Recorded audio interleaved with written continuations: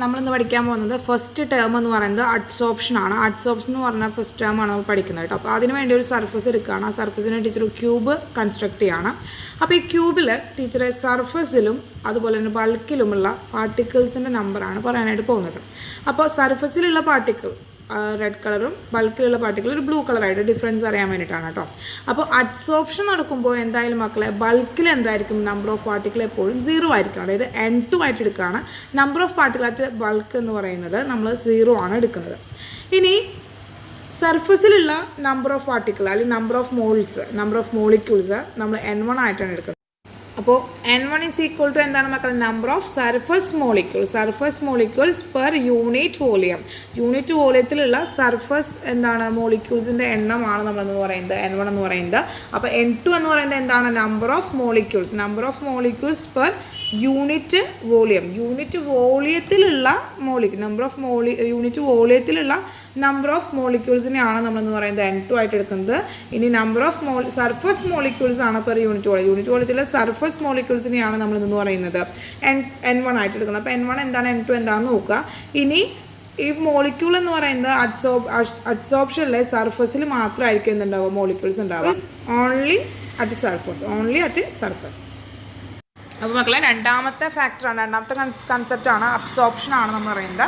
അപ്പോൾ അബ്സോർപ്ഷൻ നോക്കാന്ന് വെച്ച് കഴിഞ്ഞാൽ എന്താണ്? നമ്മൾ അബ്സോർപ്ഷൻ നടന്നു കഴിഞ്ഞാൽ നമ്മൾ എടുത്തിരിക്കുന്ന ആ സർഫസ് അല്ലെങ്കിൽ നമ്മൾ എടുത്തിരിക്കുന്ന ആ സബ്സ്റ്റൻസിൻ്റെ ബൾക്കിലുള്ളതും അതുപോലെ സർഫസിലുള്ള നമ്പർ ഓഫ് മോളിക്യൂൾസിൻ്റെ എണ്ണം എങ്ങനെയായിരിക്കും മക്കളെ? ഈക്വൽ ആയിരിക്കും. അപ്പോൾ N2 എന്ന് പറയുന്നത് ബൾക്കിലത്തെ നമ്പർ ഓഫ് പാർട്ടിക്കിൾസ് ആണ്. N1 എന്ന് പറയുന്നത് സർഫസിലെ നമ്പർ ഓഫ് പാർട്ടിക്കിൾ ആണ്. അപ്പോൾ N1 is equal to N2 ആണ് അബ്സോർപ്ഷനിൽ നടക്കുന്നത്. അപ്പോൾ അബ്സോർപ്ഷനിൽ എന്താണ് മക്കളെ? N1 ഈസ് ഈക്വൽ N2 ആണ് വരുന്നത് മക്കളെ. N1 is equal to N2 ആണ്. പിന്നെ ഒരു കണ്ടീഷൻ കൂടി വരുന്നത് എന്താണെന്ന് വെച്ച് കഴിഞ്ഞാൽ, അപ്പം നമ്മൾ പറയുകയാണ് എന്താണ് അബ്സോർപ്ഷൻ എന്നൊരു ഡെഫിനേഷൻ കൊടുക്കുകയാണെങ്കിൽ എന്താണ്? Molecules uniformly occupied at the surface as well as at the bulk. സർഫസിലും അതുപോലെ തന്നെ ബൾക്കിലും ഒരുപോലെ മോളിക്യൂൾസ് ഓക്യുപ്പൈ ചെയ്യുകയാണെങ്കിൽ നമ്മൾ അതിനെന്ത് പറയുന്നു? അബ്സോർപ്ഷൻ എന്ന് പറയുന്നത്. അതായത് N1 is equal to N2 ആണ് മക്കളെ. N1 is equal to N2 ആണ്. ക്ലിയർ ആയല്ലോ? അപ്പോൾ അബ്സോർപ്ഷൻ ക്ലിയർ ആയല്ലോ. ഇനി അടുത്തത് നമ്മൾ ടേം പഠിക്കാൻ പോകുന്നത് സോപ്ഷൻ ആണ് മക്കളെ. അബ്സോർപ്ഷനും സൈമൾട്ടേനിയസ്ലി നടക്കുകയാണെങ്കിൽ നമ്മൾ ആ ഒരു പ്രോസസ്സിനെയാണ് നമ്മളെന്ന് പറയുന്നത് സോപ്ഷൻ എന്ന് പറയുന്നത്. If adsorption and absorption take place simultaneous, ഒരുപോലെ അഡ്സോർപ്ഷനും നടക്കുകയാണെങ്കിൽ നമുക്ക് അതിന് സോപ്ഷൻ എന്ന് പറയാനായിട്ട് പറ്റും. അപ്പോൾ അവിടുത്തെ കണ്ടീഷൻ എന്ന് പറയുന്നത് എന്താ വെച്ച് കഴിഞ്ഞാൽ അവിടുത്തെ N1 not is equal to N2 ആണ്. അതായത് സർഫസിലുള്ള നമ്പർ ഓഫ് പാർട്ടിക്കിൾസും അല്ലെങ്കിൽ നമ്പർ ഓഫ് മോളിക്യൂൾസും അതുപോലെ തന്നെ എന്താണ് നമ്മുടെ ബൾക്കിലുള്ള നമ്പർ ഓഫ് പാർട്ടിക്കിൾസും അത് രണ്ടും എങ്ങനെയാണ്? ഒരിക്കലും ഈക്വൽ ആവില്ല. അതാണ് നമ്മൾ പറയുന്നത്. അപ്പോൾ sorption is the adsorption and absorption take place simultaneously. Then N1 is not equal to N2 ആണെങ്കിൽ അതെന്തായിരിക്കും മക്കളെ? സോപ്ഷൻ ആയിരിക്കും.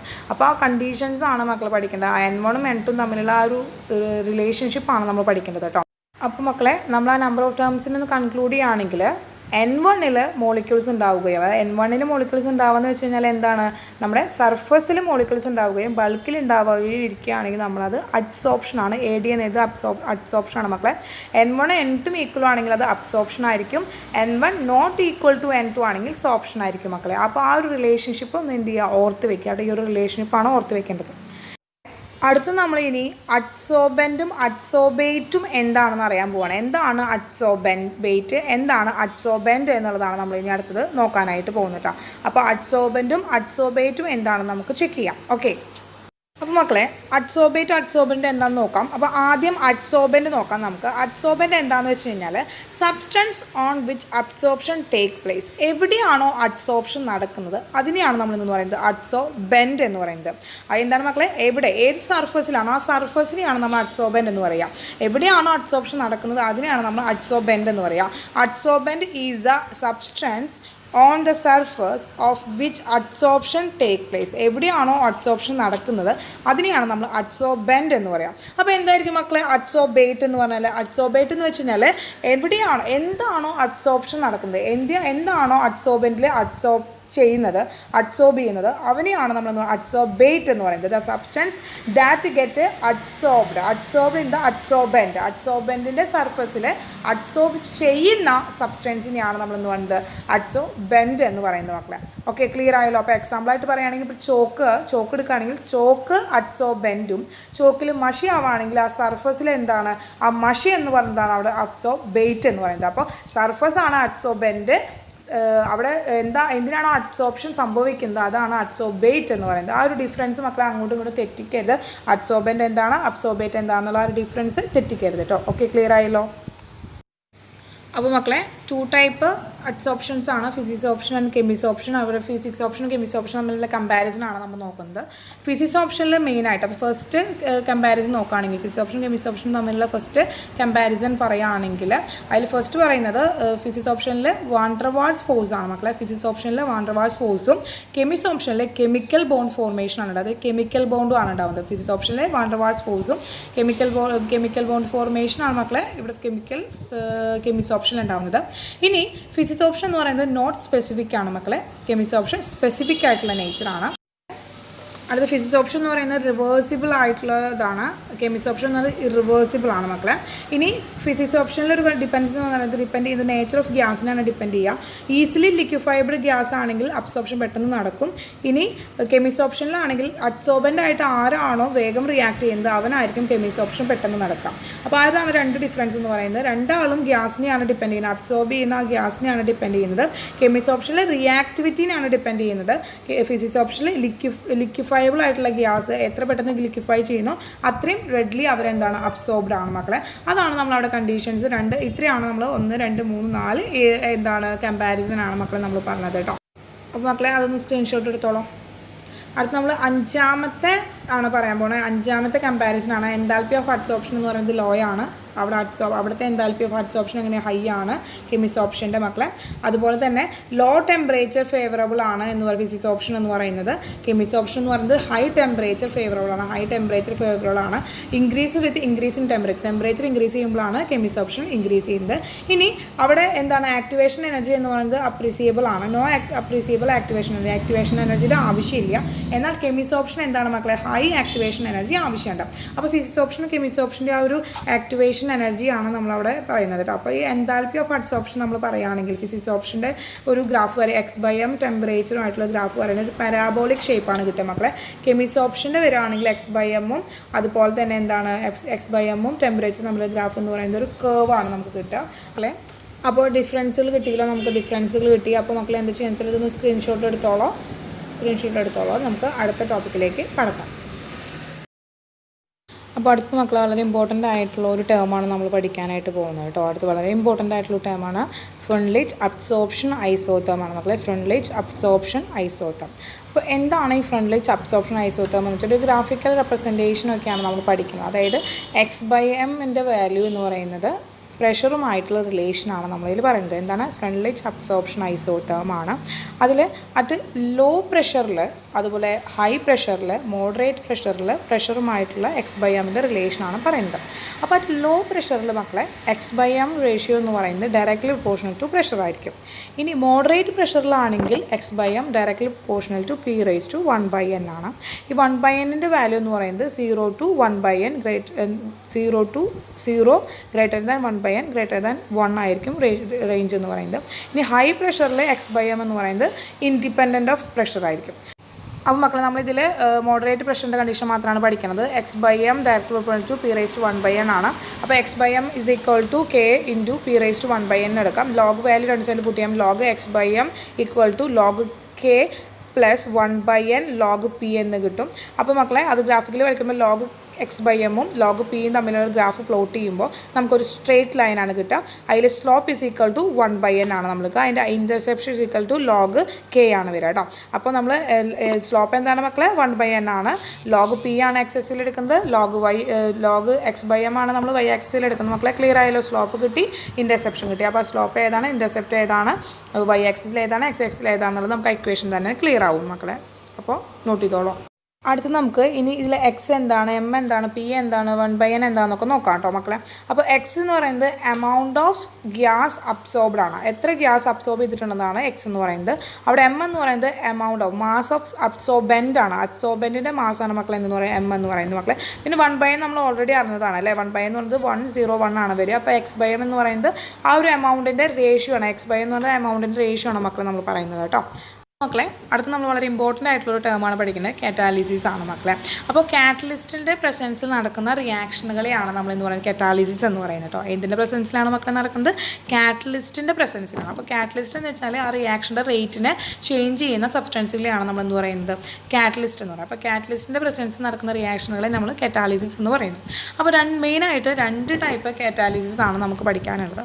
ഒന്ന് ഹോമോജിനിയസ് കാറ്റാലിസിസ് ആൻഡ് ഹെട്രോജിനിയസ് കാറ്റാലിസിസ് എന്ന് പറയുന്നത്. അപ്പോൾ എന്താണ് ഹോമോജീനിയസ് കാറ്റാലിസിസ് എന്ന് നമുക്ക് ആദ്യം നോക്കാം കേട്ടോ മക്കളെ. അപ്പോൾ എന്താണ് ഹോമോജീനിയസ് കാറ്റാലിസിസ് ആണ്?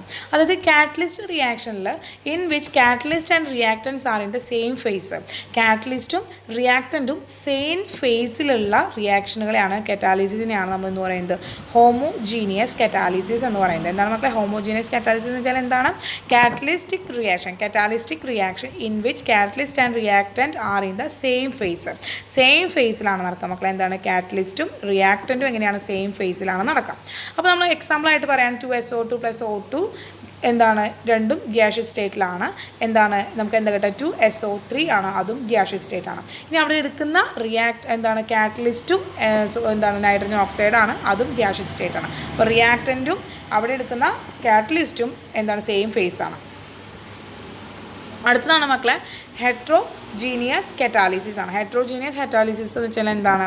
കാറ്റലിസ്റ്റും റിയാക്ടൻറ്റും ഡിഫറെൻറ്റ് ഫേസിലായിരിക്കും നടക്കുക. ഡിഫറെൻറ്റ് ഫേസിൽ നടക്കുകയാണ് കാറ്റലിസ്റ്റും റിയാക്ടൻറ്റും ഡിഫറെൻറ്റ് ഫേസിൽ നടക്കുകയാണെങ്കിൽ അതാണ് ഹെട്രോജീനിയസ് കാറ്റാലിസിസ് എന്ന് പറയുന്നത്. അപ്പോൾ നമ്മൾ അമോണിയയുടെ പ്രിപ്പറേഷൻ എടുക്കുകയാണെങ്കിൽ അമോണിയയുടെ പ്രിപ്പറേഷൻ എല്ലാവരും ഗ്യാഷ്യസ് സ്റ്റേറ്റ് ആണ്. അവിടെ എടുക്കുന്ന കാറ്റലിസ്റ്റ് അയൺ എന്ന് പറയുന്നത് സോളിഡ് സ്റ്റേറ്റിലാണ് മക്കളെ. അപ്പോൾ അതാണ് അമോണിയയുടെ പ്രിപ്പറേഷനിൽ വരുന്നത്. അയൺ ആ പ്രിപ്പറേഷൻ എന്ന് പറയുന്ന ഒരു ഹെട്രോളിറ്റിക് കാറ്റാലിസിസിന് എക്സാമ്പിളാണ് മക്കളെ. ഓക്കെ, ക്ലിയർ ആയല്ലോ. ഇനി വേറൊരു എക്സാമ്പിൾ നമുക്ക് പറയാൻ പറ്റുകയാണെങ്കിൽ SO3 ഗ്യാസ് പ്ലസ് O2 രണ്ടും ഗ്യാഷ്യസ് സ്റ്റേറ്റിലാണ് ഇരിക്കുന്നത്. ആ ഗ്യാഷ്യസ് സ്റ്റേറ്റിലിരിക്കുമ്പോൾ എന്ത് ചെയ്യണം മക്കളെ? അത് SO3 ഗ്യാഷ്യസ് സ്റ്റേറ്റിലേക്ക് തന്നെ എന്ത് ചെയ്യും? കൺവേർട്ട് ചെയ്യും. അപ്പോൾ SO2 + O2 gives 2SO3 ആണ് വരിക. അവിടെ ഇരിക്കുന്ന പ്ലാറ്റിനത്തിൻ്റെ പ്രസൻസിലാണ് നടക്കുക. പ്ലാറ്റിനം എന്ന് പറയുന്നത് സോളിഡ് സ്റ്റേറ്റ് ആണ് മക്കളെ. അത് ഹെട്രോജീനിയസ് കാറ്റാലിസിസിന് എക്സാമ്പിളാണ്. ക്ലിയർ ആയാലും മക്കളെ. അപ്പോൾ homogeneous catalysis and heterogeneous catalysis clear ആയി. ഓക്കെ, അപ്പോൾ ഇനി അടുത്തത് പഠിക്കാൻ പോകുന്നത് നമ്മൾ പോസിറ്റീവ് കാറ്റലിസ്റ്റിനെ കുറിച്ചിട്ടാണ്. Positive catalyst. അപ്പോൾ പോസിറ്റീവായിട്ട് നടക്കുന്ന ചില റിയാക്ഷൻ്റെ റേറ്റിനെ ഇൻക്രീസ് ചെയ്യിക്കുന്ന കാറ്റലിസ്റ്റുകൾ. സബ്സ്റ്റൻസ് കാറ്റലിസ്റ്റ് വിറ്റ് increase the rate of reaction. അടുത്താണ് മക്കളെ നെഗറ്റീവാണ്. റേറ്റ് ഓഫ് റിയാക്ഷനെ ഡിക്രീസ് ചെയ്യാണ് ചെയ്യാം. അടുത്തത് ഓട്ടോ കാറ്റലിസ്റ്റ് ആണ് മക്കളെ പറയുന്നത്. ഓട്ടോ കാറ്റലിസ്റ്റ് എന്ന് പറയുന്നത് ഒരു ഇമ്പോർട്ടൻ്റ് ആയിട്ടുള്ള കാര്യമാണ്. അതായത് ഒരു റിയാക്ഷൻ്റെ പ്രൊഡക്റ്റ് തന്നെ ഓട്ടോമാറ്റിക്കലി ഒരു കാറ്റലിസ്റ്റായിട്ട് റിയാക്ട് ചെയ്യാം, കാറ്റലിസ്റ്റായിട്ട് ആക്ട് ചെയ്യാം. ഇപ്പോൾ നോക്കുകയാണെങ്കിൽ ഈ ഒരു റിയാക്ഷനിൽ ഇതിൽ അസറ്റിക് ആസിഡാണ് ഇതിലെന്താണ് ഓട്ടോമാറ്റിക്കലി അവനൊരു കാറ്റലിസ്റ്റായിട്ട് ആക്ട് ചെയ്യണം. അവൻ്റെ ഇൻഫ്ലുവൻസ് കാണുകൊണ്ട് ആ റിയാക്ഷൻ നടക്കുകയാണ്. അങ്ങനെ പ്രൊഡക്റ്റ് തന്നെ ഒരു കാറ്റലിസ്റ്റായിട്ട് ആക്ട് ചെയ്യുകയാണെങ്കിൽ അവരെയാണ് ഓട്ടോ കാറ്റലിസ്റ്റ് എന്ന് പറയുക. മക്കളെ എന്താ പറയുക? ഓട്ടോ കാറ്റാലിസിസ് എന്ന് പറയുന്നത്. ഓട്ടോ കാറ്റലിസ്റ്റ് ആണത്. ഓട്ടോ കാറ്റാലിസിസ് എന്നാണ് നമ്മൾ ആ റിയാക്ഷനെ പറയുക മക്കളെ. അപ്പോൾ അടുത്ത ഒരു ടേമാണ് നമ്മൾ പ്രൊമോട്ടേഴ്സ്, അതുപോലെ തന്നെ ആക്ടിവേറ്റേഴ്സ്, അതുപോലെ തന്നെ നമുക്ക് പോയിസൺസ് എന്നൊക്കെ നമ്മൾ പഠിക്കുന്ന വേർഡ്സാണ് അടുത്ത് പഠിക്കാൻ പോകുന്നത് കേട്ടോ. അപ്പോൾ ആദ്യം പ്രൊമോട്ടേഴ്സ് എന്താണെന്ന് നോക്കാം. പ്രൊമോട്ടേഴ്സ് എന്ന് വെച്ച് കഴിഞ്ഞാൽ എൻഹാൻസ് ദ ആക്ടിവിറ്റി ഓഫ് കാറ്റലിസ്റ്റിൻ്റെ ആക്ടിവിറ്റി എൻഹാൻസ് ചെയ്യുന്ന സബ്സ്റ്റൻസുകളെയാണ് നമ്മൾ എന്ന് പറയുന്നത് പ്രൊമോട്ടേഴ്സ് എന്ന് പറയുന്നത് കേട്ടോ മക്കളെ. എന്താണ് പ്രൊമോട്ടേഴ്സ് എന്ന് വെച്ചാൽ ആ ഒരു റിയാക്ഷൻ കാറ്റലിസ്റ്റിൻ്റെ റിയാക്ടിവിറ്റിനെ എൻഹാൻസ് ചെയ്യാം. അപ്പോൾ ഇവിടെ നോക്കുക, ഇവിടെ നമ്മൾ അമോണിയയുടെ പ്രിപ്പറേഷനിൽ അയേൺ ആണ് അവിടുത്തെ കാറ്റലിസ്റ്റായിട്ട് ആക്ട് ചെയ്യുന്നത്. അപ്പോൾ ആ കാറ്റലിസ്റ്റിൻ്റെ ആക്ടിവിറ്റി എൻഹാൻസ് ചെയ്യാൻ വേണ്ടി നമ്മൾ MO എടുക്കണം, മൊളിബ്ഡിയ എടുക്കുകയാണ്. അവനെയാണ് നമ്മൾ എന്ന് പറയുക പ്രൊമോട്ടർ എന്ന് പറയുന്നത്. അവൻ്റെ ആ റിയാക്ഷൻ എൻഹാൻസ് ചെയ്യാൻ വേണ്ടിയിട്ട് വേറൊരാളെ നമ്മൾ അവിടെ എടുക്കുകയാണ്. അതാണ് പ്രൊമോട്ടേഴ്സ് എന്ന് പറയുന്നത് മക്കളെ. അടുത്ത് നമുക്ക് ആക്ടിവേറ്റേഴ്സ് അല്ല നമുക്ക് പഠിക്കാനുള്ളത് പോയിസൺ ആണ് കേട്ടോ മക്കൾ. പഠിക്കാനുള്ളത് ആക്ടിവേറ്റേഴ്സ് അല്ല, അടുത്തത് പോയിസൺ ആണ് പഠിക്കാനുള്ളത് കേട്ടോ. ക്ലിയർ ആയല്ലോ. അപ്പോൾ പോയിസൺ എന്താണെന്ന് വിചാരിക്കാം. കാറ്റലിസ്റ്റ് പോയിസൺ എന്താണെന്ന് നോക്കാം കേട്ടോ. കാറ്റാലിറ്റിക് പോയിസൺ എന്ന് വെച്ച് കഴിഞ്ഞാൽ പോയിസൺ തന്നെയാണ്. അതായത് lower the activity of catalyst. കാറ്റലിസ്റ്റിൻ്റെ ആക്ടിവിറ്റീനെ ലോവർ ചെയ്യുന്ന സബ്സ്റ്റൻസുകളെയാണ് നമ്മൾ പോയിസൺ എന്ന് പറയാം കേട്ടോ. അതായത് ഇപ്പോൾ അമോണിയയിൽ Fe കാറ്റലിസ്റ്റ് ആണെങ്കിൽ അവൻ്റെ ആ ഒരു ആക്ടിവിറ്റി, അവൻ്റെ ആ കാറ്റലിസ്റ്റിൻ്റെ ആക്ടിവിറ്റി എന്ത് ചെയ്യുക, ലോവർ ചെയ്യാൻ വേണ്ടി നമ്മൾ ഉപയോഗിക്കുന്ന ഒരു കാറ്റലിസ്റ്റ് അല്ലെങ്കിൽ ഉപയോഗിക്കുന്ന ഒരു സബ്സ്റ്റൻസ് ആണ് എന്ന് പറയുന്നത് carbon monoxide and hydrogen sulphide എന്ന് പറയുന്നത്. അവൻ അവിടെ എന്താണ്, കാറ്റാലിറ്റിക് പോയിസൺ ആണ്. അപ്പോൾ പ്രൊമോട്ടർ എന്താണ്, പോയിസൺ എന്താണെന്ന് ക്ലിയർ ആയല്ലോ മക്കളെ. പ്രൊമോട്ടർ എന്താണ്, പോയിസൺ എന്താണെന്നുള്ള കാര്യം ക്ലിയർ ആയി. ഈ 2 എക്സാമ്പിൾസ് ഒന്ന് നോട്ട് ചെയ്ത് വെക്കാം കേട്ടോ. ഈ അമോണിയയുടെ പ്രിപ്പറേഷൻ തന്നെ നമുക്ക് നോക്കാനായിട്ട് വരുള്ളൂ. ഓക്കെ, നെക്സ്റ്റ് വളരെ ഇമ്പോർട്ടൻ്റ് ആയിട്ടുള്ള ഒരു ടേമാണ് നമ്മൾ പഠിക്കാൻ പോകുന്നത് കേട്ടോ മക്കളെ. വളരെ ഇമ്പോർട്ടൻ്റ് ആയിട്ടൊരു ടേമാണ് ഇമൾഷൻ ആണ് കേട്ടോ മക്കളെ. ഇമൾഷൻ ആണ്. അപ്പോൾ നമ്മൾ ഇമ്പോർട്ടൻ്റ് ആയ കാര്യങ്ങൾ മാത്രമാണ് നോട്ട് ചെയ്യുന്നത്. അടുത്ത് ഇമൾഷൻ എന്താണെന്ന് നമുക്ക് നോക്കാം കേട്ടോ. ഇമൾഷൻ എന്താണെന്ന് നോക്കാം. ഓക്കെ, സ്റ്റാർട്ട് ചെയ്യാം മക്കളെ. അപ്പോൾ ഇമൾഷൻ ആണ് കേട്ടോ. ഇമൾഷൻ എന്ന് വെച്ച് കഴിഞ്ഞാൽ ഡിസ്പേർഷൻ ഫേസും ഡിസ്പേഴ്സ്ഡ് മീഡിയവും ലിക്വിഡ് സ്റ്റേറ്റിൽ വരാം. ഡിസ്പേഴ്സ്ഡ് ഫേസും ഡിസ്പേഴ്സ്ഡ് മീഡിയവും ലിക്വിഡ് സ്റ്റേറ്റിലാണ് വരുന്നതെങ്കിൽ അവരെയാണ് നമ്മളെന്ന് പറയുന്നത് ഇമൾഷൻ എന്ന് പറയാം മക്കളെ. അപ്പോൾ രണ്ടും എങ്ങനെയാണ്, രണ്ടും ലിക്വിഡ് സ്റ്റേറ്റിൽ വരണം കേട്ടോ. അപ്പോൾ ഫോർ എക്സാമ്പിൾ പറയുകയാണെങ്കിൽ ഓയിൽ ഇൻ വാട്ടർ, അതുപോലെ വാട്ടർ ഇൻ ഓയിലൊക്കെ എക്സാമ്പിളായിട്ട് പറയാം. ഓയിൽ ഇൻ വാട്ടറിൽ ഡിസ്പേർഷൻ ഫേസ് എന്ന് പറയുന്നത് ആരാണ്, ഡിസ്പേർഷൻ മീഡിയം ആരാണെന്ന് നോക്കാം. അപ്പോൾ നമുക്ക് ഓയിൽ എന്താണ്, എണ്ണ വെള്ളത്തിലേക്ക് വീഴണം. ഓയിൽ ഇൻ വാട്ടർ ആണ് ഒരു എമൽഷൻ എക്സാമ്പിൾ. അപ്പോൾ ഡിസ്പേർഷൻ ഫേസ് എന്ന് പറയുന്നത് ഓയിലും ഡിസ്പേർഷൻ മീഡിയം എന്ന് പറയുന്നത് വാട്ടറാണ് നമ്മൾ എടുക്കുക. അപ്പോൾ അടുത്ത് പറയുകയാണെങ്കിൽ വാട്ടർ ഇൻ ഓയിലാണ്. വാട്ടർ ഇൻ ഓയിലാണെങ്കിൽ ഡിസ്പേർഷൻ ഫേസ് ആരായിരിക്കും, വാട്ടർ ആയിരിക്കും. ഡിസ്പേർഷൻ മീഡിയം ആയിരിക്കും മക്കളെ, ഓയിലായിരിക്കും കേട്ടോ. അപ്പോൾ ഇവിടെ നമ്മൾ എന്താണ് ഇമൾഷൻ എന്ന് പറഞ്ഞാൽ ഈ 2 കാര്യങ്ങളും ശ്രദ്ധിക്കേണ്ടത്. അപ്പോൾ ഇമൾഷൻ എന്ന് പറഞ്ഞു കഴിഞ്ഞാൽ ഡിസ്പേർഷൻ ഫേസും ഡിസ്പേർഷൻ മീഡിയം എങ്ങനെയാണ് മക്കളെ, ലിക്വിഡ് സ്റ്റേറ്റിലാണ് ഇരിക്കുക. 2 എക്സാമ്പിളാണ് oil in water, water in oil എന്ന് പറയുന്നത് 2 എക്സാമ്പിൾസ് ആണ് നമ്മൾ ആദ്യം ഡിസ്കസ് ചെയ്യുന്നത് കേട്ടോ മക്കളെ. ക്ലിയർ ആയല്ലോ മക്കളെ. ഇനി ഇമൾഷൻ എന്ന് പറയുന്നത് ഒരു കൊളൈഡൽ സബ്സ്റ്റൻസിന് എക്സാമ്പിളാണ് കേട്ടോ. കൊളൈഡൽ സബ്സ്റ്റൻസിന് എക്സാമ്പിളാണ് ആക്ച്വലി എന്തെന്ന് പറയുന്നത് ഇമൾഷൻ എന്ന് പറയുന്നത്.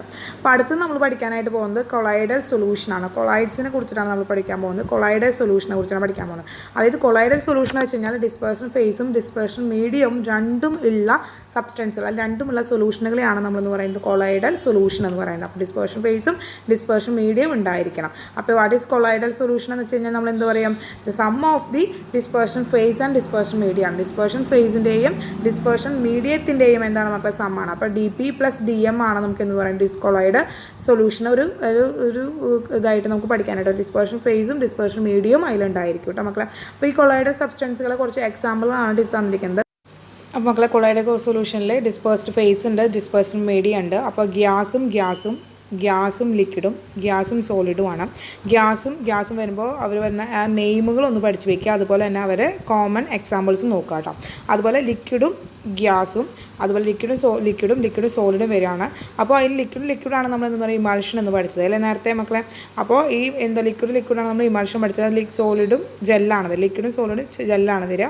അപ്പോൾ ആ ഒരു കണ്ടീഷൻസ് എക്സാമ്പിൾസ് ഒന്ന് നോക്കി വയ്ക്കാം മക്കൾ. അതിൻ്റെ എക്സാമ്പിൾസും കോമൺ നെയിംസും പഠിക്കണം കേട്ടോ. ഇനി സോളിഡും ഗ്യാസും, സോളിഡ് ലിക്വിഡും സോളിഡും ആണ് നമ്മൾ വരുന്നത്.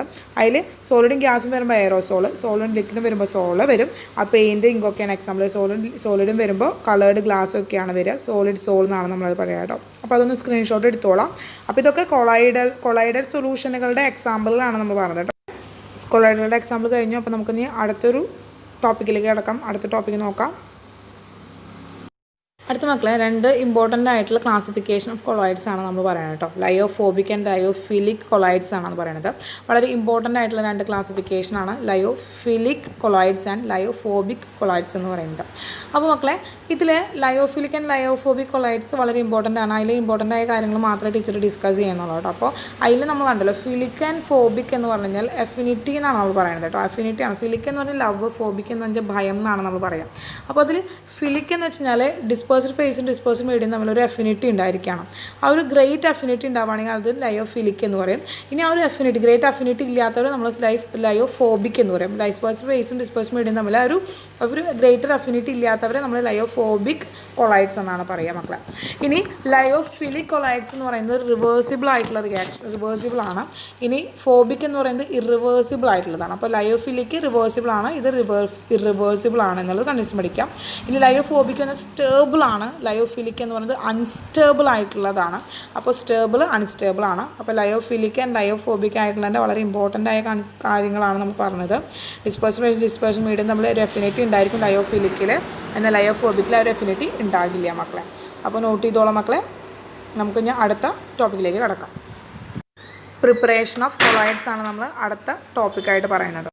അപ്പോൾ methods of preparation of colloids ആണ് മക്കളെ. Methods of preparations of colloids. അപ്പോൾ ആ കൊളോയിഡ്സിൽ നമ്മൾ പഠിക്കാൻ പോകുന്നത് ലയോഫോബിക് ആയിട്ടുള്ള കൊളോയിഡ്സിനാണ്. ആദ്യം പഠിക്കാൻ പോകുന്ന മെക്കാനിസം ഡിസിൻറ്റിഗ്രേഷൻ മെത്തേഡാണ് മക്കളെ. Mechanism disintegration method. അപ്പോൾ അതിനുവേണ്ടി നമ്മളൊരു ടാങ്ക് എടുത്തിട്ടുണ്ട്. അതിൽ 2 വീലുകളാണ് നമ്മൾ എടുക്കുന്നത് കേട്ടോ. ഈ വരയ്ക്കുന്ന 2 വീലുകളാണ് മക്കളെ. അത് 2 ഓപ്പോസിറ്റ് ഡയറക്ഷനിലേക്കാണ് റൊട്ടേറ്റ് ചെയ്തുകൊണ്ടിരിക്കുന്നത്. 2 വലിയ വീലുകളാണ്.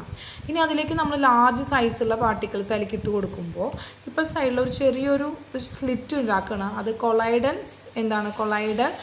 സൈസുള്ള സ്ലിറ്റുകളാണ്. അതായത് 10 ആംസ്ട്രോം ടു 1000 ആംസ്ട്രോം വരെ 10,000 ആംസ്ട്രോം വലിപ്പമുള്ള സ്ലിറ്റാണ് നമ്മൾ ഇട്ട് കൊടുക്കുന്നത്. ഒരു ഹോളാണ്. ഇനി ആ വരുന്ന ലാർജറായിട്ടുള്ള പാർട്ടിക്കിൾസ് ഉണ്ടല്ലോ, ലാർജർ പാർട്ടിക്കിൾസ് ഈ വീൽസിൻ്റെ ഇടയിൽ കിട്ടിയിട്ട് കൊളൈഡൽ പാർട്ടിക്കിളിലേക്കായിട്ട് കൺവേർട്ട് ചെയ്യും. അപ്പോൾ ആ വീൽസിൽ നിന്ന് കൊളൈഡൽ സൊല്യൂഷൻ നമുക്ക് കിട്ടും. കൊളൈഡൽ സൊല്യൂഷനാണ് നമുക്ക് അതിൽ നിന്ന് കിട്ടുക. അതാണ് ഫസ്റ്റ് മെത്തേഡ്. ഇനി രണ്ടാമത്തെ മെത്തേഡ് എന്ന് പറയുന്നത് ഇലക്ട്രിക്കൽ ഡിസിൻറ്റിഗ്രേഷൻ മെത്തേഡാണ് മക്കളെ. Electrical disintegration method. അപ്പോൾ ഇലക്ട്രിക്കൽ ഡിസിൻറ്റിഗ്രേഷൻ മെത്തേഡ് എന്ന് പറഞ്ഞു കഴിഞ്ഞാൽ നമ്മൾ ഇലക്ട്രിക്കൽ എനർജി അവിടെ ഉപയോഗിക്കുന്നത്. നേരത്തെ നമ്മൾ മെക്കാനിക്കൽ ആയിട്ടുള്ള ഡിസിൻറ്റിഗ്രേഷൻ മെത്തേഡാണ്. അതിനുവേണ്ടി നമ്മൾ ഇവിടെ ഒരു ഐസ് ബാർ എടുക്കുകയാണ് മക്കളെ. ഒരു ഐസ് ബാർ എടുക്കുകയാണ്. എന്നിട്ട് അതിൽ നമ്മൾ ഒരു കൊളൈഡൽ നമുക്കൊരു ഡിസ്പേഴ്സ്ഡ് മീഡിയം എടുക്കണം. ഡിസ്പേഴ്സ്ഡ് മീഡിയം ആ ഒരു ബാറിൽ നമ്മൾ ഐസ് ബാറിൽ ഒരു ഡിസ്പേഴ്സ്ഡ് മീഡിയം എടുത്തു. ഇനി അതിലേക്ക് 2 ഇലക്ട്രോഡുകൾ നമ്മൾ ഡിപ്പ് ചെയ്ത് വെച്ചിരിക്കണം. ആ ഇലക്ട്രോഡുകൾ ഹൈ ഇലക്ട്രിക് വോൾട്ടിലേക്ക് കണക്ട് ചെയ്തിട്ടുണ്ട്. ഇനി അവിടെ ഇവിടെ ഒരു ഇലക്ട്രിക്കൽ ആർക്ക് നമ്മളവിടെ കൊടുക്കുമ്പോൾ അവിടെ എന്ത് ചെയ്യും? അവിടെ അയോൺസ് ഫോം ചെയ്യും. അയോൺസും ഈ ഡിസ്പേഴ്സ്ഡ് മീഡിയം കൂടി ചേർന്ന് കൊളൈഡ് ഫോം ചെയ്യുക. അപ്പോൾ അവിടെ നമ്മൾ ഹൈ ടെമ്പറേച്ചറും ഹൈ ഇലക്ട്രിക്കൽ എനർജിയാണ് നമ്മൾ കൊടുക്കുന്നത്. അപ്പോൾ അത് നമ്മൾ ആ ഒരു മെത്തേഡിന് നമ്മൾ പറയുന്നത് ബ്രിഡ്ജ് ആർക്ക് മെത്തേഡാണ്. ബ്രിഡ്ജ് ആർക്ക് മെത്തേഡ് എന്നാണ് നമ്മൾ പറയുക. ഹൈ ടെമ്പറേച്ചറും അതുപോലെ തന്നെ ഹൈ ഇലക്ട്രിക്കൽ ഫീൽഡിൻ്റെ പ്രസൻസിലാണ് ഈ റിയാക്ഷൻ നടക്കുന്നത് മക്കളെ. അതാണ് ബ്രിഡ്ജ് ആർക്ക് മെത്തേഡ് എന്നാണ് നമ്മൾ ഈ ഒരു മെത്തേഡിന് പറയാം. ഇത് സാധാരണയായിട്ട് സിൽവറിൽ, ഗോൾഡാണ് മക്കളെ. ഗോൾഡിൽ അതുപോലെ പ്ലാറ്റിനം, കോപ്പർ പോലുള്ള മെറ്റലിനെ കൊളൈഡൽ ഫോമിലേക്കാക്കി മാറ്റാൻ വേണ്ടിയിട്ടാണ് നമ്മൾ എന്ത് ചെയ്യുന്നത്? ഈ ഇലക്ട്രിക്കൽ ഡിസിൻറ്റിഗ്രേഷൻ മെത്തേഡ് ഉപയോഗിക്കുന്നത്. ക്ലിയർ ആയല്ലോ? അപ്പോൾ അടുത്ത മെത്തേഡാണ് മക്കളെ പെപ്റ്റൈസേഷനാണ്. പെപ്റ്റൈസേഷൻ എന്ന് വെച്ച് കഴിഞ്ഞാൽ എന്താണെന്ന് വെച്ച് കഴിഞ്ഞാൽ ഇപ്പോൾ നോക്കുക. പെപ്റ്റൈസേഷൻ എന്ന് വെച്ച് കഴിഞ്ഞാൽ ഇപ്പോൾ ലാർജ് സൈസുള്ള ഒരു പാർട്ടിക്കിൾ, നമ്മൾ വലിയൊരു സൈസുള്ള പാർട്ടിക്കിളിനെ ചെറിയ സൈസുള്ള പാർട്ടിക്കിൾസ് ആക്കി മാറ്റുക. അതിനാണ് നമ്മൾ പെപ്റ്റൈസേഷൻ എന്ന് പറയുന്നത്. അതായത് പെപ്റ്റൈസേഷൻ സാധാരണ എന്താ വെച്ചാൽ നമ്മൾ പ്രസിപ്പിറ്റേറ്റ് ഉണ്ടല്ലോ, പ്രസിപ്പിറ്റേറ്റിനെ അതിന് കൊളൈഡൽ സൈസിലേക്കാക്കി മാറ്റുക. അതിനൊരു ഡിസ്പേഴ്സ്ഡ് മീഡിയത്തിൽ വെച്ച് നന്നായി ഷേക്ക് ചെയ്തിട്ട് കൊളൈഡൽ പാർട്ടിക്കിലേക്കാക്കി മാറ്റുക എന്നുള്ളതാണ് പെപ്റ്റൈസേഷൻ എന്ന് പറയുന്നത്. അപ്പോൾ ഈ പെപ്റ്റൈസേഷൻ പഠിക്കാനായിട്ട് നമ്മൾ ആദ്യം ഇമ്പോർട്ടൻ്റ് ആയിട്ട് പഠിക്കുന്ന ഒരു റൂളാണ് ഹാർഡി-സ്ക്യൂൾസ് റൂളാണ് നമ്മൾ ആദ്യമായിട്ട് പഠിക്കാനായിട്ട്. അപ്പോൾ അടുത്തത് ഹാർഡി-സ്ക്യൂൾസ് റൂൾ എന്താണെന്ന് നോക്കാം. അപ്പോൾ അടുത്ത മക്കളെ ഹാർഡി-സ്ക്യൂൾസ് റൂളാണ് നമ്മൾ പഠിക്കാനായിട്ട് പോകുന്നത്.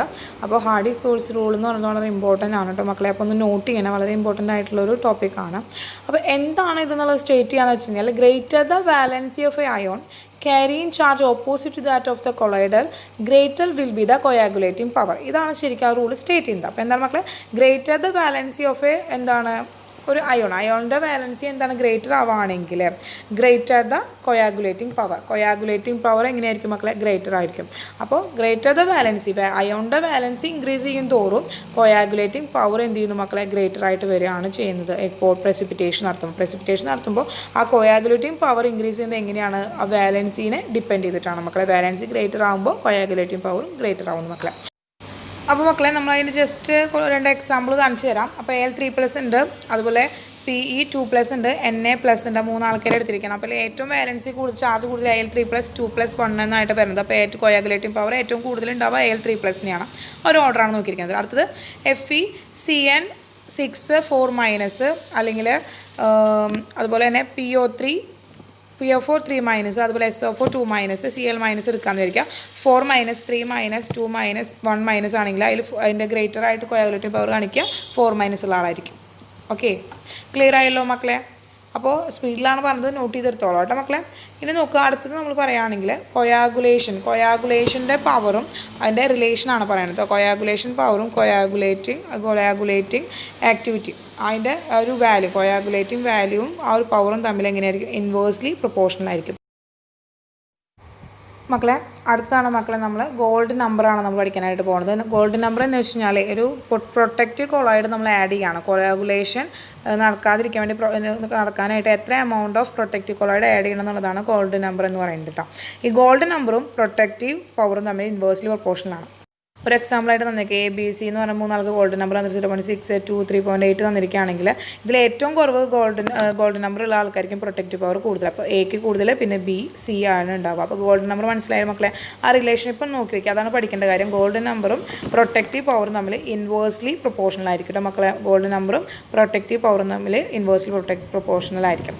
അപ്പോൾ പ്രൊട്ടക്റ്റീവ് ചെയ്യാൻ വേണ്ടിയിട്ട്, കൊളോയിഡിനെ പ്രൊട്ടക്റ്റ് ചെയ്യാൻ വേണ്ടി, കൊയാഗുലേഷനിൽ നിന്ന് പ്രൊട്ടക്റ്റ് ചെയ്യാൻ വേണ്ടിയിട്ട് നമ്മൾ ആഡ് ചെയ്യുന്ന എമൗണ്ട് ഓഫ് പ്രൊട്ടക്റ്റീവ് കൊളോയിഡിന് എമൗണ്ടിനെയാണ് നമ്മളെന്ന് പറയുന്നത് ഗോൾഡ് നമ്പർ എന്ന് പറയുന്നത് മക്കളെ. അപ്പോൾ ഗോൾഡ് നമ്പർ എന്താണെന്ന് നോക്കുക, അതിൻ്റെ ആ ഒരു റിലേഷൻഷിപ്പാണ് നമ്മൾ ഓർത്ത് വെക്കേണ്ടത്. ഓക്കെ, ക്ലിയർ ആയല്ലോ മക്കളെ?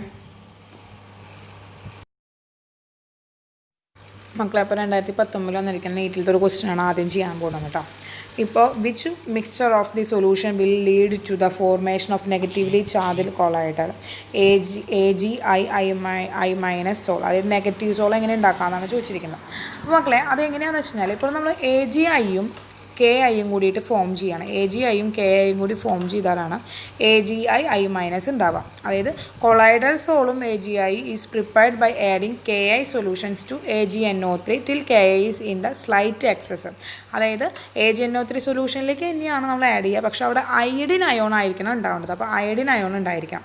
അപ്പോൾ നമുക്കറിയാം AgNO3യും അതുപോലെ തന്നെ KIയും കൂടി രണ്ടും കൂടി മിക്സ് ആയിട്ടുള്ള ഒരു മിക്സ്ചറാണ് അവിടെ എന്തിനു വേണ്ടി നമ്മൾ എടുക്കുക? സൊല്യൂഷന് വേണ്ടി എടുക്കുക. അപ്പോൾ AgNO3 50 ml ഓഫ് KI ഉണ്ട്, അതുപോലെ 50 ml of AgNO3, 50 ml of 1.5 ml of KI ഉണ്ട്. അപ്പോൾ ഇവിടെ എപ്പോഴും എന്താണ്, കോൺസെൻട്രേഷൻ കൂടുതലായിട്ടിരിക്കണം. ആരുടെ? ഇവിടുത്തെ KIനേക്കാളും കോൺസെൻട്രേഷൻ കൂടുതലായിരിക്കണം. ആരുടെ എന്ന് പറയുന്നത്? നമ്മുടെ KIയുടെ എന്ന് പറയുമ്പോൾ എക്സസ് ആയിട്ട് നിൽക്കണം. അങ്ങനെ വരുമ്പോൾ എക്സസ് ആയിട്ട് KI നിൽക്കുന്നത് ഓപ്ഷൻ ബിയിലാണ് മക്കളെ. ഓപ്ഷൻ ബിയിലാണ്. 50 ml ഓഫ് 1 മോളാർ AgNO3യും 50 ml ഓഫ് 1.5 മോളാർ KI വരുമ്പോൾ ഓപ്ഷൻ ബി ആണ് റൈറ്റ് ആൻസർ. ഓപ്ഷൻ ബി ആണ് മക്കളെ റൈറ്റ് ആൻസർ എന്ന് പറയുന്നത് കേട്ടോ.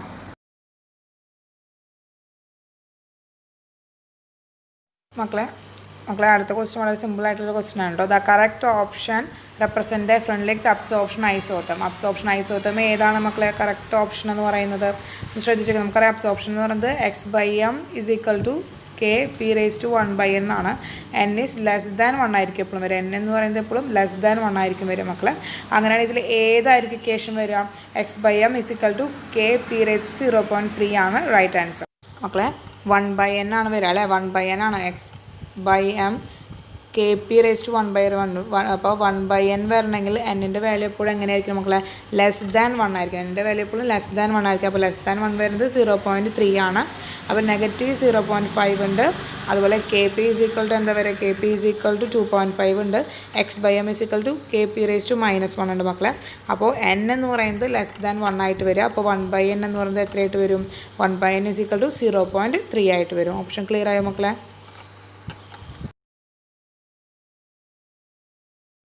മക്കളെ അടുത്ത ക്വസ്റ്റ്യൻ നോക്കുക. On which of the following properties does the coagulating power of an ion depend?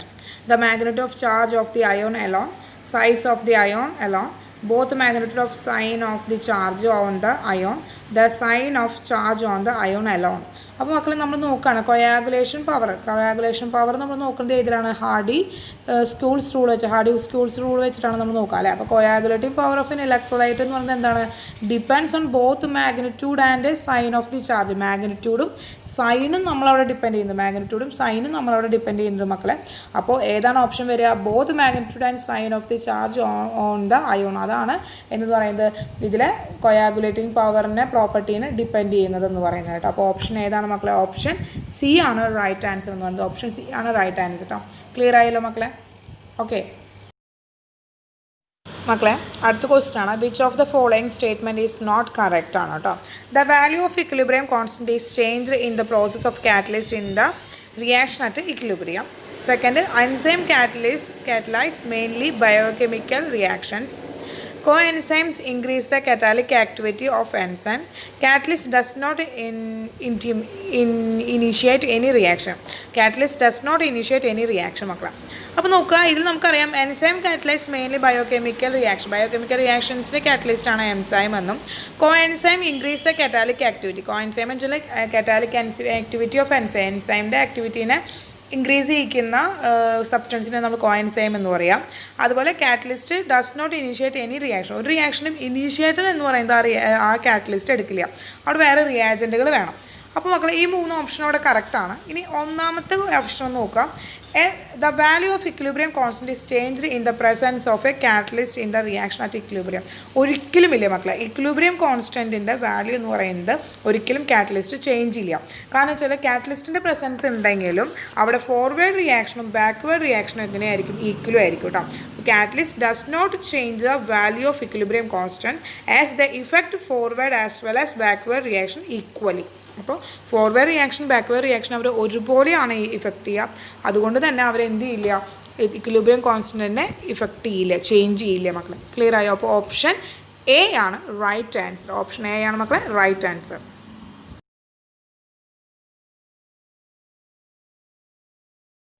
മക്കളെ അടുത്ത ക്വസ്റ്റ്യൻ നോക്കുക. The coagulation value in the millions per litre of the electrolyte used for the coagulation of AS2S3 are given below. അപ്പോൾ NaClൻ്റെ BaCl2ൻ്റെ MgSO4ൻ്റെ ഒക്കെ coagulation value തന്നിട്ടുണ്ട്. നമ്മൾ പഠിച്ചില്ല എന്താണ് coagulation value, coagulating power എന്ന് പറയുന്നത് ഇൻവേഴ്സ്ലി പ്രൊപ്പോർഷനാണ്. അപ്പോൾ coagulating power inversely proportional to coagulation value ആണ്. അപ്പോൾ ആർക്കാണോ കൊയാഗുലേഷൻ വാല്യൂ കുറവുള്ളത് ആ കുറവുള്ള ആൾക്കായിരിക്കും ഏറ്റവും കൂടുതൽ കൊയാഗുലേറ്റിംഗ് പവർ ഉണ്ടാവുക. അപ്പോൾ നോക്കണേ, ഏറ്റവും കൂടുതൽ കൊയാഗുലേറ്റിംഗ് വാല്യൂ ആർക്കുള്ളത്? ഏറ്റവും കൂടുതൽ കൊയാഗുലേറ്റിംഗ് വാല്യൂ ഉള്ള ആൾക്കാർക്കും ഏറ്റവും കൂടുതൽ എന്തുണ്ടാവുക, ഏറ്റവും കുറവ് കൊയാഗുലേറ്റിംഗ് വാല്യൂ ഉള്ള ആൾക്കാർക്കും ഏറ്റവും കുറവ് കൊയാഗുലേറ്റിംഗ് പവർ ഉണ്ടായിരിക്കാം. അപ്പോൾ ഏറ്റവും കൂടുതൽ കൊയാഗുലേറ്റിംഗ് വാല്യൂ ആർക്കുള്ളത് മക്കളെ? NaClന് 52 ആണുള്ളത് അല്ലേ. അപ്പോൾ ഏറ്റവും കൂടുതൽ കൊയാഗുലേറ്റിംഗ് വാല്യൂ ഉള്ളത് NaClനാണ്. അപ്പോൾ ഏറ്റവും കുറവ് കൊയാഗുലേറ്റിംഗ് പവർ അവനായിരിക്കും. അപ്പോൾ ഏറ്റവും കുറവ് എന്ന് പറയുമ്പോൾ ലെസ് ദാൻ 1, ഏറ്റവും കുറവ് വരുന്നത് ഏതിലാണ്? 1 വരണം. അപ്പോൾ അത് ഓപ്ഷൻ സിയിലാണ് അങ്ങനെ വരുന്നത് മക്കളെ. പിന്നെ ആ ഓർഡർ കറക്റ്റാണെന്ന് നോക്കിയാൽ രണ്ടാമത്തെ 6.9, 0.69, 0.22 ആണ്. അപ്പോൾ ഓപ്ഷൻ ഏതാണ് മക്കളെ വരിക? ഓപ്ഷൻ സി ആണ് റൈറ്റ് ആൻസർ. ഓപ്ഷൻ സി ആണ് മക്കളെ റൈറ്റ് ആൻസർ എന്ന് പറയുന്നത്. അപ്പോൾ കൊയാഗുലേറ്റിംഗ് പവർ എന്താണ് directly proportional to 1 by coagulating value ആണ്. അതായത് inversely proportional to the coagulation value. Clear ആണോ മക്കളെ?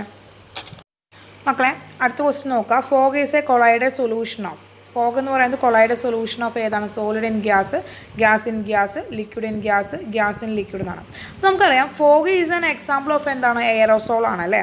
അപ്പോൾ അത് എയറോസോൾ എന്ന് വെച്ചാൽ എന്താണ്? ഡിസ്പേഴ്സ്ഡ് ഫേസ് എന്ന് പറയുന്നത് ലിക്വിഡും ഡിസ്പേഴ്സ്ഡ് മീഡിയം എന്ന് പറയുന്നത് ഗ്യാസും ആണ്. അപ്പോൾ fog is an example of aerosol ആണ്. ലിക്വിഡ് ഈസ് എ കൊളൈഡഡ് എന്താണ്? ഡിസ്പേഴ്സ്ഡ് ഫേസ് ആൻഡ് എന്താണ്? ഗ്യാസ് എന്ന് പറയുന്നത് ഡിസ്പേഴ്സ്ഡ് മീഡിയം ആണ്. അപ്പോൾ ഏതാണ് ഓപ്ഷൻ വരിക മക്കളെ? അപ്പോൾ ഡിസ്പേഴ്സ്ഡ് ഫേസ് ആണ് ഫസ്റ്റ് വരിക. അപ്പോൾ ലിക്വിഡ് ഇൻ ഗ്യാസ് ആണ് വരിക. ഏതാ മക്കളെ ഓപ്ഷൻ? ഓപ്ഷൻ സി ആണ്. ലിക്വിഡ് ഇൻ ഗ്യാസ് ആണ്. ലിക്വിഡ് ഇൻ ഗ്യാസ് ആണ്. അപ്പോൾ മക്കളെ അടുത്ത ക്വസ്റ്റ്യൻ ആണ്. Which one of the following characteristics is associate with the absorption. Absorption നടക്കാനായിട്ട് വേണ്ടുന്ന ക്യാരക്ടറിസ്റ്റിക്സ് എന്തൊക്കെയാണെന്നാണ് ചോദിച്ചിരിക്കുന്നത് മക്കളെ. ഇപ്പോൾ നമുക്കറിയാം ഒരു മോളിക്യൂൾ എന്താണ് സർഫസിൽ, ഒരു മോളിക്യൂൾ ഒരു സർഫസിൽ വന്നിട്ട് അബ്സോർബ് ചെയ്യുമ്പോൾ അവിടെ അവൻ്റെ എന്തുണ്ടാവുന്നു? എൻട്രോപ്പി ഡിക്രീസ് ചെയ്യാണ് ചെയ്യുക. അപ്പോൾ എൻട്രോപ്പി ഡിക്രീസ് ചെയ്യാന്ന് വെച്ചാൽ ഡെൽറ്റ എസിൻ്റെ വാല്യൂ എന്തായിരിക്കും മക്കളെ? എപ്പോഴും നെഗറ്റീവ് ആയിരിക്കണം. അപ്പോൾ ഡെൽറ്റ എസ് എന്തായാലും നെഗറ്റീവ് ആയിരിക്കും. പിന്നെ ഒരു ശ്രദ്ധിക്കേണ്ട ഒരു കാര്യം എന്ന് വെച്ചാൽ അബ്സോർപ്ഷൻ ഓഫ് എന്തിൻ്റെങ്കിലും ഒരു അബ്സോർപ്ഷൻ നടക്കുകയാണെങ്കിൽ അവിടുത്തെ ഡെൽറ്റ ജി എന്ന് പറയുന്നത് എന്തായിരിക്കും? നെഗറ്റീവ് ആയിരിക്കണം. അപ്പോൾ ഡെൽറ്റ എസ് നെഗറ്റീവ് ആയിരിക്കണം, ഡെൽറ്റ ജി നെഗറ്റീവ് ആയിരിക്കണം. അപ്പോൾ ഡെൽറ്റ ജി നെഗറ്റീവ് വാല്യൂ ആകണമെങ്കിൽ എന്തായിരിക്കും? ഡെൽറ്റ എച്ച് നെഗറ്റീവ് ആയിരിക്കും. അപ്പോൾ ഡെൽറ്റ ജിയും ഡെൽറ്റ എച്ചും ഡെൽറ്റ എസും നെഗറ്റീവ് ആകുമ്പോഴാണ് അബ്സോർപ്ഷൻ നടക്കുക മക്കളെ. അപ്പോൾ അസോസിയേറ്റ് ചെയ്യുന്ന അബ്സോർപ്ഷൻ്റെ ഇതിൽ ഏത് ക്യാരക്ടറിസ്റ്റിക്സ് ആണ് അസോസിയേറ്റ് ചെയ്യുക മക്കളെ? ഓപ്ഷൻ ഡി ആണ്. എന്താണ്? Delta G, delta H, delta S എന്ന് പറയുന്നത് എങ്ങനെയായിരിക്കും മക്കളെ? ഒക്കെ നെഗറ്റീവ് ആയിരിക്കും. ക്ലിയർ ആയല്ലോ? അപ്പോൾ ഓപ്ഷൻ ഡി ആണ് റൈറ്റ് ആൻസർ. മക്കളെ, അപ്പോൾ അടുത്ത ക്വസ്റ്റ്യൻ ചെയ്യുന്നേക്കാൾ മുമ്പ് നമുക്ക് പ്രോപ്പർട്ടീസ് ഓഫ് കൊളൈഡർ സൊല്യൂഷൻ എന്താണെന്നൊന്ന് പരിചയപ്പെടാം. അപ്പോൾ പ്രോപ്പർട്ടീസ് എന്ന് പറഞ്ഞാൽ കൊളൈഡർ സൊല്യൂഷൻ്റെ മെയിനായിട്ടുള്ള പ്രോപ്പർട്ടീസ് എന്ന് പറഞ്ഞാൽ Tyndall effect, Brownian movement, electrophoresis, anaphoresis, cataphoresis, electro osmosis, അതുപോലെ കൊയാഗുലേഷൻ, ഫൊക്കുലേഷൻ എന്ന് പറഞ്ഞതാണ് മെയിനായിട്ടുള്ള കൊളൈഡർ സൊല്യൂഷൻ്റെ പ്രോപ്പർട്ടീസ് എന്ന് പറയുന്നത്. അപ്പോൾ ഇതിൽ ടിൻഡൽ ഇഫക്റ്റ് എന്ന് വെച്ച് കഴിഞ്ഞാൽ ആക്ച്വലി എന്താണ്, illumination of the path of light in a collider due to the scattering of light by a collider particle. അപ്പോൾ സ്കാറ്ററിങ് ഓഫ് ലൈറ്റ്, ഒരു കൊളൈഡർ പാർട്ടിക്കിൻ്റെ സ്കാറ്ററിങ് ഓഫ് ലൈറ്റ് കാരണം കൊണ്ട് ഒരു illumination of path of light, ആ ലൈറ്റിൻ്റെ path നമുക്ക് എന്ത് ചെയ്യും, ഇലുമിനേറ്റ് ചെയ്യാനായിട്ട് പറ്റും. അതിനെയാണ് നമ്മളെന്ന് പറയുന്നത് ടിൻഡൽ ഇഫക്റ്റ് എന്ന് പറയുന്നത്. നെക്സ്റ്റ് നമ്മൾ ബ്രൗണിയർ മൂവ്മെൻ്റ് ആണ് അടുത്ത പ്രോപ്പർട്ടി എന്ന് പറയുന്നത്. The random six act motion ആണ്. അത് six act movement of an collider particle. അവിടെ ഉള്ള ചെറിയ ചെറിയ പാർട്ടിക്കിൾസിൻ്റെ മേലെ ലൈറ്റ് പാർട്ടിക്കിൾ ഒന്ന് തട്ടി അവിടെ എന്ത് ചെയ്യണം, ഒരു സിക്സ് ആക്ട് മൂവ്മെൻറ്റ് ഉണ്ടാവാണ് ആ പാർട്ടിക്കിൾസിന്. അപ്പോൾ ആ ഒരു ബൊമ്പാർട്ട്മെൻറ്റ്, ആ പരസ്പരം ഒരു ചെറിയ ചെറിയ പാർട്ടിക്കിൾസ് തമ്മിൽ എന്താ പരസ്പരം തട്ടിയിട്ട് ഒരു ബൊമ്പാർട്ട്മെൻറ്റ് ഉണ്ടാവുന്നത് മൂലം അവിടെ ഒരു സിക്സ് ആക്ട് മോഷൻ ഉണ്ടാവണം. ആ സിക്സ് ആക്ട് മോഷനാണ് നമ്മൾ എന്ത് പറയുന്നത്, ബ്രൗണിയർ മൂവ്മെൻറ്റ് എന്ന് പറയുന്നത് മക്കളെ. അടുത്തത് ഇലക്ട്രോഫോറോസിസ് ആണ് കേട്ടോ മക്കളെ. The movement of collider particle under the influence of applied electrical field. ഒരു ഇലക്ട്രിക്കൽ ഫീൽഡ് അപ്ലൈ ചെയ്യുമ്പോൾ അവിടെ ആ പാർട്ടിക്കിൾസ് ആ അപ്ലൈഡ് ഇലക്ട്രിക്കൽ ഫീൽഡിന് ടുവേർഡ്സ് ആയിട്ട് അവിടെ ആ മൂവ്മെൻറ്റ് ഉണ്ടാകുന്നു. ആ ഒരു ഇൻഫ്ലുവൻസ് കാരണം മൂവ്മെൻറ്റ് ഉണ്ടാവുകയാണെങ്കിൽ അതിനാണ് ഇലക്ട്രോഫോറോസിസ് എന്ന് പറയുന്നത്, കൊളൈഡർ പാർട്ടിക്കിളിൻ്റെ ഇലക്ട്രോഫോറോസിസ് എന്ന് പറയുന്നത്. അടുത്തത് ആനോഫോറോസിസ് ആണ് മക്കളെ. അതായത് കൊളൈഡർ പാർട്ടിക്കിൾ ആനോഡിലേക്കാണ് മൂവ് ചെയ്യുന്നതെങ്കിൽ നമ്മൾ ആനോഫോറോസിസ് എന്ന് പറയുന്നു. കാറ്റോഫോറോസിസ് ആണെങ്കിൽ കാഥോഡിലേക്കാണ് മൂവ് ചെയ്യുന്നതെങ്കിൽ കാറ്റോഫോറോസിസ് എന്ന് പറയുന്നു മക്കളെ. അടുത്തത് ഇലക്ട്രോ ഓസ്മോസിസ് ആണ്. The movement of molecules or dispersion medium towards oppositely charge electron under the influence of electric field when the colloidal particle are not allowed to move. അതായത് ഒരു നമുക്ക് ഓസ്മോസിസ് ഉണ്ടാവണം. അപ്പോൾ osmosis take place in the presence of ഇലക്ട്രിസിറ്റിയുടെ പ്രസൻസിൽ നടക്കുമ്പോൾ അത് നമ്മൾ ഇലക്ട്രോ ഓസ്മോസിസ് എന്ന് പറയുന്നത്. ദ മൂവ്മെൻറ്റ് ഓഫ് എന്താണ്, മോളിക്യൂൾ ഓഫ് ഡിസ്പേഴ്സ്ഡ് മീഡിയത്തിനാണ് മൂവ്മെൻറ്റ് ഉണ്ടാകുന്നത്. നമുക്കറിയാം ഓസ്മോസിസ് എന്ന് പറഞ്ഞു കഴിഞ്ഞാൽ സോൾവെൻറ്റിൻ്റെ മൂവ്മെൻറ്റ് ഉണ്ടാകുമ്പോഴാണ് നമ്മൾ ഓസ്മോസിസ് എന്ന് പറയുക. അതുപോലെ തന്നെ ഇവിടെ ഡിസ്പേഴ്സ്ഡ് മീഡിയത്തിനാണ് മൂവ്മെൻറ്റ് ഉണ്ടാകുന്നതെങ്കിൽ നമ്മൾ ഇലക്ട്രോ ഓസ്മോസിസ് എന്നാണ് പറയുക മക്കളെ. അടുത്ത കൊയാഗുലേഷൻ നമ്മൾ നേരത്തെ ഡിസ്കസ് ചെയ്താണ്. Conversion of colloid into the precipitate by adding suitable amount of electrolyte. precipitate-നെ എന്താണ് കൊളൈഡറിനെ ഇൻറ്റു precipitate, കൊളൈഡറിനെ precipitate ആക്കി മാറ്റുന്നതിനാണ് നമ്മളെന്ന് പറയുന്നത് കൊയാഗുലേഷൻ എന്ന് പറയുന്നത് മക്കളെ. ഇനി ഫ്ലൊക്കുലേഷൻ എന്ന് വെച്ച് കഴിഞ്ഞാൽ coagulation by adding very small quantity of electrolyte add ചെയ്തുകൊണ്ട് നമ്മൾ കൊയാഗുലേഷൻ നടത്തുകയാണെങ്കിൽ അതിനെ നമ്മൾ ഫ്ലൊക്കുലേഷൻ എന്ന് പറയുന്നു മക്കളെ. അപ്പോൾ precipitate can be converted back into colloid by shaking. ഇനി കൊളൈഡാക്കി മാറ്റണമെങ്കിൽ എന്താണ്, നമ്മൾ ജസ്റ്റ് ഒന്ന് ഷേക്ക് ചെയ്ത് കഴിഞ്ഞാൽ അത് കൊളൈഡാക്കി മാറ്റാൻ പറ്റും. ഇനി ഒരു ഇലക്ട്രോലൈറ്റ് ആഡ് ചെയ്തുകൊണ്ട് കൊയാഗുലേഷൻ നടത്തുകയാണെങ്കിൽ അത് ഫ്ലൊക്കുലേഷൻ എന്ന് പറയാൻ പറ്റും. തിരിച്ച് കൊളൈഡാക്കി മാറ്റാനായിട്ട് നമുക്ക് ജസ്റ്റ് ഒന്ന് എന്ത് ചെയ്താൽ മതി മക്കളെ, ഷേക്ക് ചെയ്താൽ മതി. ക്ലിയർ ആയല്ലോ. അപ്പോൾ ഇത്രയാണ് നമ്മൾ ഇതിലത്തെ പ്രോപ്പർട്ടീസ് ഓഫ് കൊളൈഡർ സൊല്യൂഷൻ എന്ന് പറയുന്നത്. അപ്പോൾ അടുത്ത ക്വസ്റ്റ്യൻ എന്ന് പറയാം, which property of colloidal solution is independent of charge on the colloidal particle. ചാർജിനോട് ഇൻഡിപെൻഡൻ്റ് ആയിട്ടിരിക്കുന്നത് ആരാണെന്നാണ് ചോദിച്ചിരിക്കുന്നത് മക്കളെ. ഇലക്ട്രോ ഓസ്മോസിസ് ഉണ്ട്, ടിൻഡൽ ഇഫക്റ്റ് ഉണ്ട്, കൊയാഗുലേഷൻ ഉണ്ട്, ഇലക്ട്രോഫോറോസിസ് ഉണ്ട്. അപ്പോൾ ഇലക്ട്രോ ഓസ്മോസിസും ഇലക്ട്രോഫോറോസിസും ഒക്കെ ഇലക്ട്രിക്കൽ ഫീൽഡിൻ്റെ പ്രസൻസ് നടക്കുകയാണല്ലേ. അപ്പോൾ അവിടെ ചാർജുകൾ ഡിപ്പെൻഡ് ചെയ്യുന്നുണ്ട്. അതുപോലെ കൊയാഗുലേഷനും അവിടെ ചാർജുകൾ ഡിപ്പെൻഡ് ചെയ്യുന്നുണ്ട്. കാരണം ഇലക്ട്രോലൈറ്റുകളുടെ ആണല്ലോ പറയുന്നത്. അപ്പോൾ ഇലക്ട്രോലൈറ്റുകൾ പറയുമ്പോൾ അവിടെ ചാർജുകൾ ഡിപ്പെൻഡ് ചെയ്യുന്നുണ്ട്. ഇനി നോക്കുക, അപ്പോൾ ഇവിടെ ചാർജിനെ ഡിപ്പെൻഡ് ചെയ്യാത്ത കൊളൈഡർ സൊല്യൂഷൻ്റെ പ്രോപ്പർട്ടി എന്ന് പറയുന്നത് ഏതാണ് മക്കൾ, ടിൻഡൽ ഇഫക്റ്റ് ആണ്. കാരണം ടിൻഡൽ ഇഫക്റ്റ് എന്ന് പറയുന്നത് എന്താണ്, illumination of the path of the light in a colloidal due to the scattering of light by colloidal particle. Colloidal പാർട്ടിക്കിളിൽ സ്കാറ്ററിങ് ഓഫ് ലൈറ്റ് ഉണ്ടാകുമ്പോൾ illumination of path of a ലൈറ്റിൻ്റെ ഈ പാത്തിൻ്റെ ഇലുമിനേഷനെയാണ് നമ്മളെന്ന് പറയുന്നത് ടിൻഡൽ ഇഫക്റ്റ് എന്ന് പറയുന്നത്. ക്ലിയർ ആയല്ലോ മക്കളെ. അപ്പോൾ ഓപ്ഷൻ ഏതാണ് മക്കളെ വരിക, ഓപ്ഷൻ ബി ആണ് റൈറ്റ് ആൻസർ കേട്ടോ മക്കളെ. Option B is the right answer.